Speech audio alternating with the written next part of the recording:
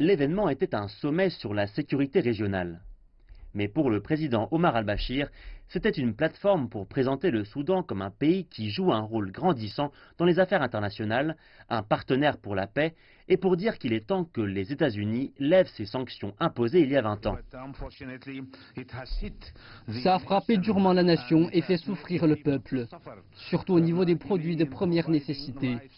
Le pays a fait beaucoup d'efforts pour essayer de réduire l'impact négatif des sanctions pour permettre à l'économie de se développer. Les États-Unis ont imposé ces sanctions après avoir accusé le Soudan de soutenir le terrorisme. Le Soudan est aujourd'hui vu par certains comme un allié dans la guerre contre le terrorisme. La semaine dernière, le Soudan a été retiré de la liste d'interdiction de voyager des États-Unis. Et l'optimisme grandit concernant la décision américaine de lever ou ne pas lever les sanctions, une décision qui sera annoncée le 12 octobre. Le président al-Bashir a aussi parlé de ses efforts de paix au Soudan.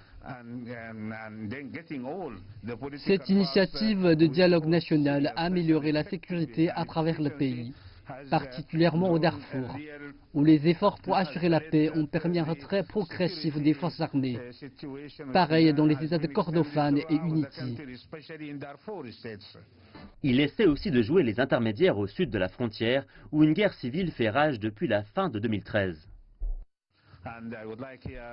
J'aimerais dire pendant cette conférence que nous ferons tout ce qui est possible pour apporter notre assistance aux réfugiés de notre voisin du Sud, le Soudan du Sud.